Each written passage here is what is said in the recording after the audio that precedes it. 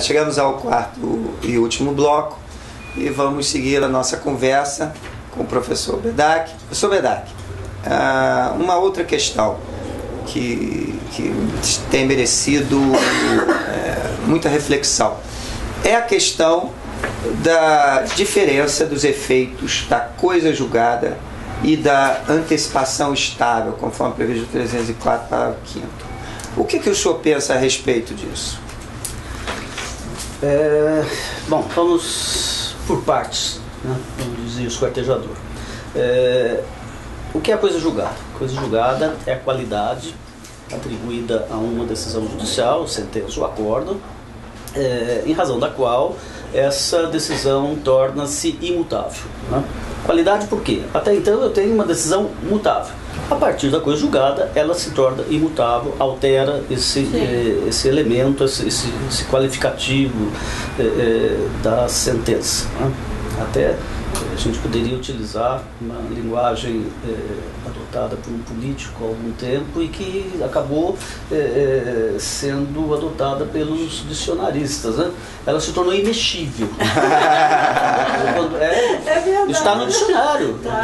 Então, coisa julgada é a imexibilidade da decisão judicial. Da questão judicial, né? Muito bem. A coisa julgada, entre outras regras que a regulamentam, uma delas é a seguinte: aquilo que foi decidido, e a coisa julgada abrange, em princípio, o dispositivo da sentença, ou seja, eu alego ser seu credor em razão de um contrato e peço a sua condenação. Em princípio, o juiz condena você a me pagar, ou seja, em princípio, o que transita julgado, ela me deve 100. Ponto final. Por quê? Porque existe um contrato. Em princípio, a afirmação da existência do contrato não é objeto da coisa julgada, porque está na fundamentação da sentença. O Código Novo trouxe uma alteração dizendo o seguinte: se no curso do processo houve controvérsia sobre a existência do contrato, e essa controvérsia foi submetida ao contraditório, e ao final o juiz disse condeno porque existe o contrato, a fundamentação passa a ser abrangida pela coisa julgada. Está claro isso? Claríssimo. Ou seja, amplia-se. No código anterior, para que isso ocorresse, era necessária a ação declaratória incidental, né? Hoje, em princípio, há algumas situações ainda exigem, mas a grande maioria delas, essa imutabilidade decorre automaticamente do contraditório realizado naquele processo. Muito bem.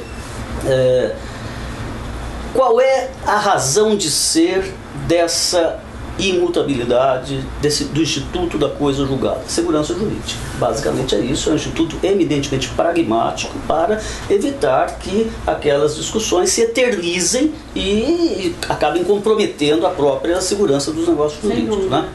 E para garantir a coisa julgada, o legislador apresenta uma outra regra, que é chamada de o efeito preclusivo da coisa julgada, né? Ou seja, em processos posteriores eu posso discutir, por exemplo, vamos imaginar que no meu caso a fundamentação não tenha transitado julgado porque não houve contraditório em relação à existência do contrato, né? Você alegou que pagou e o juiz achou que você não pagou. Ponto final, o contrato não se tornou controvertido. Em outra demanda, é perfeitamente possível que o juiz diga: este contrato não existe, embora ele tenha dito no processo anterior, esse contrato existe, tá? Se não transitou em julgado, a fundamentação pode ser contrariada em outro processo, desde que essa contrariedade não atinja aquilo que transitou em julgado, ou seja, você me deve 100. Agora eu estou cobrando 50 de correção monetária que eu não cobrei ali. O juiz pode falar: você não tem direito à correção monetária porque o contrato não existe. Mas você falou já que o contrato existe, mas isso não foi julgado, tá? Então essa eficácia preclusiva da coisa julgada visa a assegurar a imutabilidade do dispositivo da sentença e eventualmente da própria fundamentação, se verificado esse fenômeno da extensão da imutabilidade para a fundamentação. Está claro? Bom, o Instituto agora da Antecipação de estabilização da coisa julgada. Isso foi muito discutido. Quando isso foi suscitado no Brasil pela professorada Pellegrino Vinover, inspirada na doutrina italiana, nós, ela, o professor Cazu, eu e, salvo engano, meu Marinoni, nós redigimos um projeto de lei pelo Instituto regulando essa estabilização. E ali previmos o seguinte: estabilizada a decisão, a estabilização equipara-se a coisa julgada. Tá? É coisa julgada. Isso, desde a comissão do Senado, resolveram não aceitar isso e estabeleceram uma coisa julgada, digamos assim, inferior, né? Uma coisa julgada... Uma subclasse de coisa julgada, que é a estabilização. O Código diz expressamente que... 304. A tutela antecipada concedida nos termos da lei torna-se estável se da decisão não for interposto recurso. Estabilidade. Né? Qualquer das partes poderá demandar a outra com o intuito de rever a decisão estabilizada, reformar, invalidar a tutela estabelecida no caput. A tutela antecipada considerará seus efeitos enquanto não revista. Qualquer das partes pode requerer o desaquelamento para propor a medida, tal.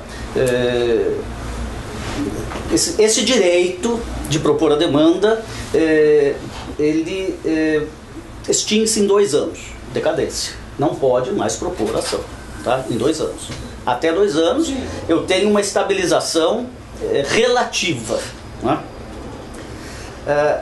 Parágrafo 6. A decisão que concede a tutela antecipada não fará coisa julgada, mas a estabilidade dos respectivos efeitos só será afastada por decisão que a revir, reformar ou invalidar, proferida em ação ajuizada por uma das partes nos termos do parágrafo 2º. Então, a situação é essa. O juiz proferiu uma decisão e ela, por alguma razão, se estabilizou. Ou seja, ninguém contestou, ninguém recorreu, ninguém pediu prosseguimento do processo, estabilizou. Eu tenho 2 anos para impugnar aquilo. Né? O Código diz: a decisão que concede a estabilização, a tutela antecipada, ela não transita em julgado. E depois de 2 anos não pode mais ser impugnada. Ora, se ela não pode mais ser impugnada, ela faz coisa julgada. A decisão concede a tutela, faz coisa julgada, mas a estabilidade só será afastada por decisão que revir, reformar e validar em ação ajuizada nos termos do parágrafo 2º. Tem um aqui que eu li que não pode mais depois de 2 anos. É isso. É exatamente isso. Não é isso? É exatamente isso. 2 anos depois. É um prazo acabou. decadencial de 2 anos. Que é um equivalente de uma ação rescisória. Peraí, vamos lá. O direito de reformar e invalidar extingue-se em 2 anos, contados a decisão que extinguiu o processo dos termos do parágrafo 1º. Ou seja, o direito de rever, reformar ou invalidar termina em 2 anos. O que você extrai daqui? Depois de 2 anos, eu não posso mais rever a decisão estabilizada. Né? Não há nenhuma previsão no capítulo da rescisória, tá? Que eu não posso rever pela ação prevista aqui, mas posso rever pela rescisória. Não há previsão. A lei só diz que não pode mais rever. Para mim, essa imutabilidade daquilo que foi decidido na tutela antecipada, ou seja, eu pedi 100, o juiz antecipou o pagamento de 20 e você não recorreu e eu não pedi o prosseguimento do processo. Eu tenho direito a 20. Tá claro? E é mérito. É uma decisão de mérito que de se tornou estável. De mérito fundada em cognição sumária, que em princípio não autoriza a imutabilidade. Mas o Código autorizou. O Código diz que ela estabiliza e o Código diz que depois de 2 anos ela não pode ser mudada. Como as sentenças liminares também. Depois de 2 anos, ninguém mais pode tirar os 20 que eu tenho. Nem por rescisória, nem por... O que é isso? Coisa julgada. É coisa julgada. Agora, qual é a diferença entre isso e coisa julgada, segundo alguns? Ao conceder 20, para mim, o juiz, nessa cognição sumária, não declarou a existência do contrato, porque nem houve controvérsia em relação a isso. E se não houve controvérsia, em processo posterior, é possível a discussão sobre outros efeitos daquele contrato, mas não os 20. Nos 80. Mas isso ocorre na coisa julgada também. Se não houve controvérsia, em suma, é aquilo que eu falei, a estabilidade. Depois dos 2 anos... É coisa julgada. Tem nariz de porco, orelha de porco e rabo de porco. E não é porco. Né? 2 alternativas, ou é porco ou é feijoada. Então, eu não consigo, teoricamente, eles me dizem. Eles, eu digo os processualistas, né? Quando eu falo eles, assim, meio pejorativo, eu sou os processualistas. Eles dizem, não, mas coisa julgada é algo mais forte do que estabilização. Eu falo, mais forte em quê? Eu pergunto, né? Qual é a força maior? Em que medida? Me diga concretamente por que é mais forte. É mais ou menos a mesma situação quando eliminaram o processo de execução. Qual foi o fundamento da eliminação do processo de execução fundado em sentença condenatória no Brasil? O que é legado? Alguém se lembra? Celeridade. Nós vamos acabar com o processo de execução, vai ficar mais rápido, né? Por quê? Porque vai ser tudo num processo só. A minha pergunta para eles era a seguinte: o que vai ser feito nessa segunda fase de um processo só? A mesma coisa que nós fazíamos no processo. Então por que é mais rápido? Porque não precisa citação. Bom, mas citação no processo de execução nunca foi o ato que atrapalha o desenvolvimento. O processo de execução demorava porque não acha bem, só isso. Essa é a razão. Exatamente. Se você achar bem para penhorar no dia seguinte o processo acaba, porque aquele bem avaliado vai a leilão. Aí ela só alterar para intimação do advogado. Olha, tem artigos e mais artigos, editoriais de jornal, logo que foi aprovado. Eles vão dizer, agora o processo é rápido porque acabou o processo de execução. E depois de 5, 6, 7, 8 anos, porque essa modificação ocorreu antes do código, né, nós estamos vendo que não acabou, não houve nenhuma alteração prática em relação a essa extinção. Então, eu acho que a situação da coisa julgada é mais ou menos a mesma. Né? Uma decisão final proferida, concedendo uma tutela definitiva ou negando a tutela definitiva, em 2 anos ela pode ser impugnada. Né? Até 2 anos. Mediante, transitou em julgado. 15 dias depois, a parte tem 2 anos, vai mudar. Como? Rescisório. A tutela antecipada, estabilizada, a parte tem 2 anos para fazer o quê? Ajuizar o réu, ajuizar essa ação. A diferença fundamental está aí. Lá é rescisória. A diferença fundamental é uma instância. Porque normalmente a rescisória é a segunda instância. E aqui é a primeira. E outra coisa, os requisitos da rescisória são mais restritos. Está na amplitude da fundamentação. A rescisória tem uma fundamentação limitada. Aqui não, aqui tem uma limitação. Agora, depois dos 2 anos, eu não consigo verificar uma diferença. Eu queria que alguém me explicasse. Até hoje não me explicaram. E eu não consegui descobrir sozinho.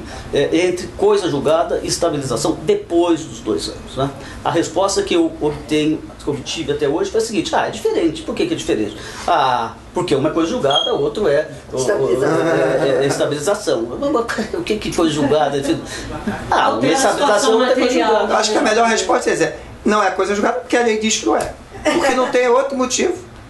Ou então a lei tem rabo de jacaré, corpo de jacaré, cabeça de jacaré e não é jacaré. Mas a lei pode chamar papagaio de periquito, mas não vai deixar de ser. O legislador, eu acho que o objetivo é fugir da ação rescisória. O legislador eventualmente poderia... ficou receoso, no meu modo de ver, de falar depois dos 2 anos a coisa julgada. A palavra que isso aí ia sabe, magoar muita gente.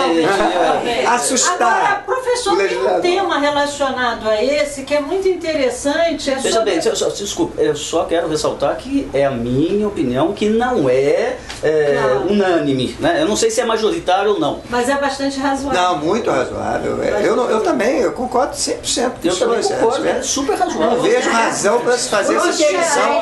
Podia a lei dizer, não cabe ação rescisória, em vez de dizer que não é coisa julgada. Bom. E aí criaram um mecanismo específico, porque a situação não é idêntica, né? Você está uma decisão preliminar, que ainda não foi sujeito ao contraditório. Aí você pode ter uma amplitude maior na revisão. A doutrina vai acabar dando um nome diferente para chamar a mesma coisa que seria a coisa julgada. Vai acabar Nessas horas é que fazem... Mas como é que você chama a necessidade de um juiz proferir uma sentença em conformidade com os limites da inicial? Qual é o nome disso? É o princípio A destruição. da congruência. Princípio A destruição. da distrição, princípio... Esse princípio tem 3 nomes. Ele tem vários congruência, distrição, correlação. Correlação. Congruência. Então, aqui você tem que se torna imutável depois de 2 anos da decisão. Estabilização ou coisa julgada. Qual é a diferença? É a mesma coisa. Nós estamos dando nome de diferença apenas para aumentar o nosso vocabulário. Agora, um aspecto importante aqui, professor, relacionado a esse, é a possibilidade de se pedir uma tutela provisória nessa iniciativa no prazo de 2 anos para combater a estabilidade da decisão. Na sua opinião, cabe um pedido de antecipação de tutela no curso desta iniciativa no prazo de 2 anos? Não, essa eu vou te responder rapidamente pelos mesmos fundamentos que eu entendo e que a maioria da doutrina entende. Aí eu estou com a maioria. Possível uma tutela antecipada em rescisória, desde que presente os requisitos legais, ou seja, perigo de dano e plausibilidade do direito alegado. Por maior razão, eu admitiria uma tutela provisória nessa demanda proposta do prazo de 2 anos para... É uma antitutela, né? É uma antitutela. Que é uma tutela que caça uma tutela. Então, mas você que é a mesma hierarquia. Para os que dizem, veja bem, para os que dizem que a coisa julgada é um fenômeno mais forte do que a estabilização e admitem a liminar na rescisória, com maior razão tem que admitir a estabilidade, a tutela estabilizada, né? Porque você é diferente do juiz que reconsiderou. Quando ele reconsiderou, ele eliminou do mundo do processo aquela decisão anterior. Nessa não. Essa antecipação de tutela, ela suspende os efeitos da outra antecipação de tutela estável. Só que ela é uma decisão de hierarquia igual. Né? É uma situação diferente do que a gente está acostumado, né? Uma ideia nova. Agora, veja bem, mas nada que a gente não veja na rescisória. Se for o mesmo juiz, ele reconsiderou assim. Não, mas na verdade ele não reconsiderou porque ele não poderia reconsiderar, porque é um outro processo, a rigor, né? Tudo bem, mas substancialmente ele disse. E os requisitos antecipo, são outros. Agora ele não diz, não antecipo. Em ambos os casos ele fez isso em caráter de tutela antecipada. Sem dúvida. A rescisória em ação originária no tribunal, eu contra aqui no Rio até criarem essa turma especial, essa sessão especial civil, ela ia para os mesmos juízes que tinham proferido o acórdão. A competência era mesmo. Mas com uma turma julgadora maior, né? Uma turma julgadora maior. Como eram os antigos embargos infringentes, hoje a chamada... Complementação do julgamento. Não, é outro nome que eles dão. É o 942. Julgamento estendido. Julgamento estendido. Bom, professor, acho que já estamos chegando ao fim. Infelizmente, nosso tempo está acabando. Queria agradecer muitíssimo o senhor aqui ter aceito o nosso convite e ter comparecido a essa conversa. Acho que a nossa conversa foi muito produtiva, discutimos como é o propósito desse fórum de debate. Seria mais se o Luiz Roberto Ayub tivesse presente. Fazemos aqui o registro. Mas na próxima, sem dúvida, ele estará. Com mas toda foi uma certeza. honra substituí-lo ainda mais com essa oportunidade de poder ouvir o pai dessas tutelas provisórias. Isso aí realmente prestou um brilho extraordinário a essa nossa conversa. Estamos aqui diante de quem fez a lei. O grande problema de ser o pai da tutela provisória é não saber quem é a mãe da Talvez o Congresso Nacional. Isso é um problema. Mas, de qualquer forma, eu que agradeço muito o convite, fico muito honrado com essas considerações suas, né? embora saiba sejam mentirosas, não correspondem à realidade, mas de qualquer forma, verdade ou não, eu fico muito satisfeito de ouvir isso. Mas vem pro meu ego. Muito obrigado. Muito obrigado, professor.